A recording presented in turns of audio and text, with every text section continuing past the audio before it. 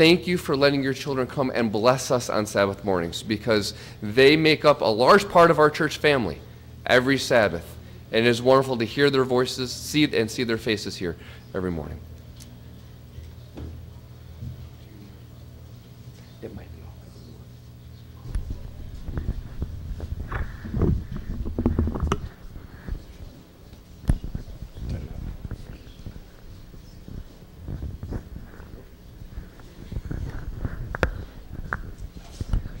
One, two, okay, it's live. Good morning, Union Springs. It's a pleasure to be here with you this morning, and I think the last time we were here was about 10 years ago. And so it's good to be here with you to share Parent Weekend, and I'm actively involved, as most of you know. And James as well is involved. His niece is a student here at Union Springs Academy. Asia Rollerson, yes. We're just happy to be here. We're just thrilled to be here. We're going to do a little song for you called Love Lifted Me. Well, you know that love lifted me, lifted me, oh, love lifted me, lifted me, you know that I win, nothing else could win. Well, you know love lifted me, I know love lifted me, love lifted me, you know that I win, nothing else could win. Well, you know love lifted me, said I came to Jesus, saving in sin, and all the world was a dream.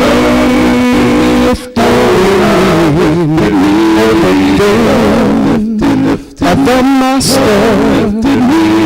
to welcome me in.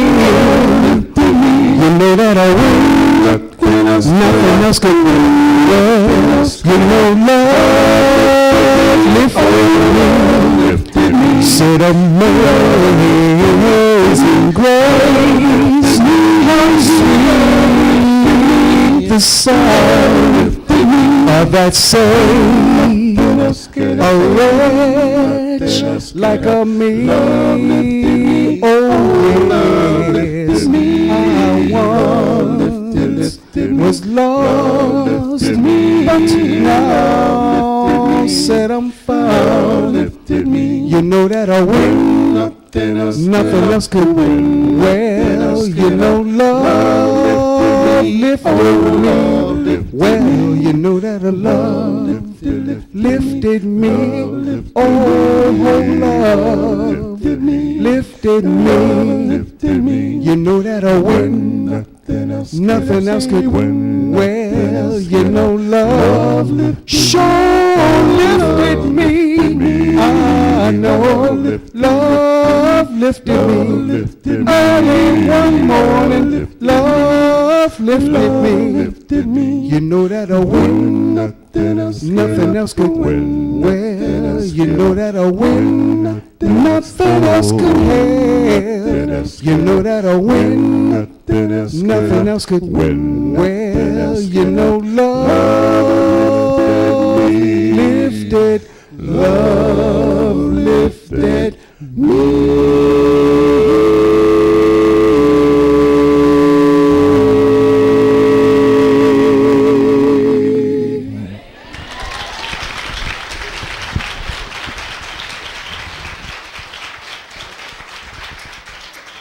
Amen, and thank you for blessing us with that. They will come up and do another special music later on during our service. We're already looking forward to it. The time is now, see here, where are we? I got so into that I forgot to look where we were. It is time for a children's story, it looks like. Our children will be coming around, collecting some funds that go towards our Christian education here in Union Springs. So children, come on up and enjoy your children's story.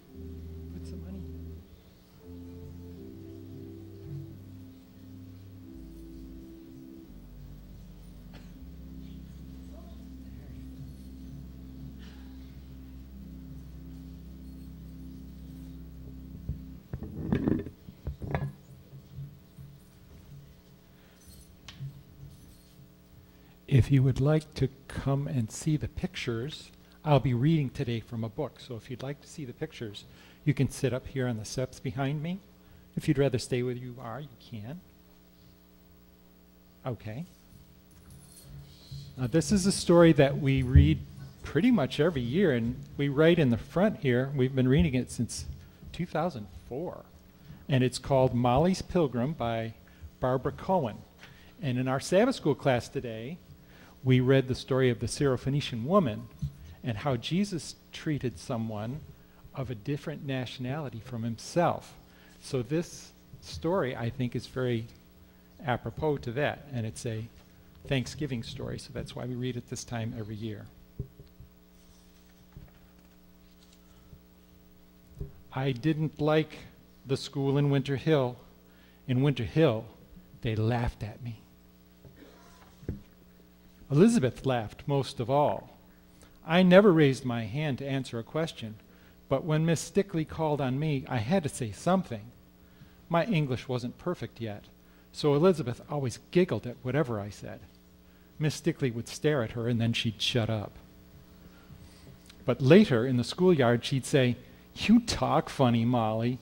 You look funny, Molly." And then she'd sing a song. "Jolly Molly, your eyes are awfully small. Jolly Molly, your nose is awfully tall." Hilda and Kitty would sing the song too, and sometimes even Fay and Emma. They all admired Elizabeth. She brought peppermint sticks to school and handed them out to all her friends at recess. One day Elizabeth and Hilda followed me halfway home singing that terrible song. "Jolly Molly, your eyes are awfully small. Jolly Molly, your nose is awfully tall." I started to run. When I got to our apartment, I burst into tears. It was all right. I could cry in front of my mother. She put her arms around me. I leaned my head against her chest. She felt like a big soft cushion. "Schenkeit, what's the matter?" she asked. My mother didn't speak much English. She talked to me in Yiddish. "Mama, let's go back to New York City," I said. "In this 3rd grade, there aren't any other Jewish children. I don't talk like the other girls. They make fun of me. I hate going to school." "Oi, Malkala," Mama said. "We can't go back to New York City. In New York, Papa had to work in a factory. We had to live in a poor tenement house. Here in Winter Hill, Papa has a good job in Mr. Brodsky's store downstairs, and Mr. Brodsky even lets us live in this nice apartment." "Well, then, let's go back to Goroduk," I suggested. "We only came to this country last winter. I bet we could still get our old house back." "If the Cossacks haven't burned it down," Mama snapped. "They burned the synagogue. One day, who knows? They would have burned us. May they grow like onions with their heads in the ground." I had known all along we couldn't go back to Russia. "In Goroduk, Jewish children don't get to go to school at all," Mama went on. "They have to grow up ignorant like donkeys." "I'll go to your school. I'll talk to the teacher. She'll make those Paskaduniaks stop teasing you." "No, Mama, no," I interrupted quickly. "You don't have to do that." I didn't want Miss Stickley or Elizabeth to see Mama. She didn't talk like the other mothers. She hardly talked English at all. She didn't look like them either. "It'll be all right," I said. "I'll talk to Miss Stickley myself." But of course I didn't. I dragged myself back to that school day after day. Nothing changed, but I didn't say another word about it to Mama. Then one day in November, during reading, Miss Stickley said, "Open your books to page 132. It was a new story. I liked it when we started a new story. "You may begin, Molly," Miss Stickley said. I looked at the title. I shook my head. "Miss Stickley," I said, "I don't know that word." "It's a hard word, Molly," Miss Stickley said, "especially if you haven't seen it before." "Who can tell Molly what that word is?" Several hands shot up. Miss Stickley called on Elizabeth. "Thanksgiving," she announced, tossing her long black corkscrew curls. I thought everyone knew that. "Thanksgiving," I repeated. "Thanksgiving? What's Thanksgiving?" Elizabeth snorted. "You don't even know about Thanksgiving? I guess you people don't celebrate American holidays." Miss Stickley ignored Elizabeth. "The story will explain the word, Molly," she said to me. "Go ahead, start reading." I read 3 sentences. I didn't stumble over any more words. Then Miss Stickley told Arthur to read. We took turns. It was a good story. It was about the Pilgrims and how they started the holiday of Thanksgiving. I had never heard of Pilgrims before. Now, children, Miss Stickley said when the reading lesson was over, I'm tired of decorating the room with paper turkeys and paper pumpkins every Thanksgiving. I thought it would be fun to do something different this year. She pointed to the sand table at the back of the room. It had stood empty since September. We'll make a model of the Pilgrim Village at Plymouth, Massachusetts, celebrating the first Thanksgiving. She sounded excited. We'll make the houses and the church here in school, but I want you to make the people at home. You can make dolls out of clothespins. The boys can make Indians, and the girls can make pilgrims. Her eyes moved from one face to another. If you sit in row 1, 2, or 3, make a woman. If you sit in row 4, 5, or 6, make a man. I sat in row 2. I had to make a pilgrim woman. Bring your dolls tomorrow, Miss Stickley said. Then I'll show you how to make houses out of cardboard. When I got home, Mama said to me, just like always, Nu, Shankite, do you have any homework? I need a clothespin, I said. A clothespin? What kind of homework is a clothespin?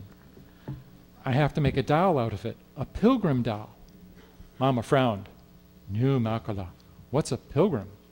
I searched for the words to explain pilgrim to Mama. Pilgrims came to this country from the other side, I said. Like us, Mama said. Well, that was true. They came for religious freedom, I added. They came so they could worship God as they pleased. Well, Mama's eyes lit up. She seemed to understand. Do you have any other homework? She asked. Yes, I said. I have 10 arithmetic problems. They're hard. Do them, she said, and then go out to play. I'll make the doll for you. I'll make it tonight. It'll be ready for you in the morning. Just make sure it's a girl doll, I said. Naturally, Mama replied. Whoever heard of a boy doll? I didn't bother to explain. The next morning when I sat down at the table for breakfast, the doll was at my place. Maybe she had started out as a clothespin, but you'd never have known it to look at her. Mama had covered the clothespin with cloth and stuffing. She had made hair out of dark brown yarn, and she had embroidered eyes, a nose, and a mouth on the face. She had dressed the doll in a long, full, red skirt, tiny black felt boots, and a bright yellow, high-necked blouse. She had covered the yarn hair with a yellow handkerchief embroidered with red flowers. She's gorgeous, Mama, I managed to murmur. Mama smiled, satisfied. But Mama, I added slowly, she doesn't look like the pilgrim woman in the picture in my reading book. No, Mama said. She looks like you in that photograph you had that was taken when you were a girl. Mama's smile turned into a laugh. Of course, I did that on purpose. You did, Mama? Why? What's a pilgrim, Shankite? Mother asked. A pilgrim is someone who came here from the other side to find freedom. That's me, Molly. I'm a pilgrim. I was sure there was something wrong with what Mama was saying. She was not the kind of pilgrim Miss Stickley or the reading book had been talking about. But it was too late to make another doll now. All I could do was take the only one I had to school with me. Most of the dolls were out on the desks. I had carried mine in a little paper bag. I put it inside my desk without even taking it out. The bell hadn't rung yet. Elizabeth and Hilda were walking up and down the aisles, pointing to the dolls and whispering. When they came to my desk, Elizabeth said in a low voice, Miss Stickley's going to be mad at you, Jolly Molly. She doesn't like people who don't do their homework. I did it, I muttered. Well, then let's see it. I shook my head. You didn't do it, Elizabeth taunted. You didn't. I opened the desk and took out the paper bag. I closed the desk and set the bag on top. Slowly, I pulled out the doll. Oh, my goodness, Elizabeth sighed. How can anyone be as dumb as you, Jolly Molly? That's not a pilgrim. Miss Stickley is going to be really mad at you. Miss Stickley's going to get you this time. My face felt hot as fire. I looked down at my desktop. The bell rang. Elizabeth and Hilda rushed to their seats. I shoved the doll back into my desk. After morning exercises, Miss Stickley began to walk around the room, just as Elizabeth had. She looked at each one of the dolls. Why, Michael, what a magnificent headdress. Where did you find so many feathers? Sally, she's lovely. Such an interesting face. Such beautiful gray silk, Elizabeth. Yours is a very rich pilgrim. I think she's the best so far, Elizabeth said. Well, she's very good, Miss Stickley allowed. Then Miss Stickley came to me. Without looking up, I pulled my doll out of the desk. I heard Elizabeth laugh out loud. My goodness, Molly, she cried. That's not a pilgrim. That's some Russian or Polish person. What does a person like that have to do with pilgrims? She's very beautiful, Miss Stickley said. Perhaps Molly just didn't understand. I looked up at Miss Stickley. Mama said, I began. Elizabeth giggled again. Miss Stickley put her hand on my shoulder. Tell me what your mama said, Molly. This doll is dressed like Mama, I explained slowly. Mama came to America for religious freedom, too. Mama said she's a pilgrim. Elizabeth hooted. She wasn't the only one. Miss Stickley marched up to the front of the room. She turned and faced the class. Listen to me, Elizabeth, she said in a loud voice. Listen to me, all of you. Molly's mother is a pilgrim. She's a modern pilgrim. She came here just like the pilgrims long ago so she could worship God in her own way, in peace and freedom. Miss Stickley stared at Elizabeth. Elizabeth, do you know where the pilgrims got the idea for Thanksgiving? Well, they just thought it up, Miss Stickley, Elizabeth said. No, Elizabeth, Miss Stickley replied. They read in the Bible about the Jewish harvest holiday of Tabernacles. I knew that holiday. We called it Sukkos. Miss Stickley was still talking. The pilgrims got the idea for Thanksgiving from Jews like Molly and her mama. She marched down the aisle to my desk again. May I have your doll for a while, Molly? Sure, I said. I'm going to put this beautiful doll on my desk, Miss Stickley announced, where everyone can see it all the time. It'll remind us all that pilgrims are still coming to America. She smiled at me. I'd like to meet your mama, Molly. Please ask her to come to see me one day after school. Your doll is the most beautiful, Molly, Emma said. Emma sat next to me. Your doll's the most beautiful one of all. I nodded. Yes, I said, I know. I decided if Miss Stickley actually invited her, it was all right for Mama to come to school. I decided something else, too. I decided it takes all kinds of pilgrims to make a Thanksgiving. The end. There's the little figures in the little village. Yeah. Okay. You can go to your seats.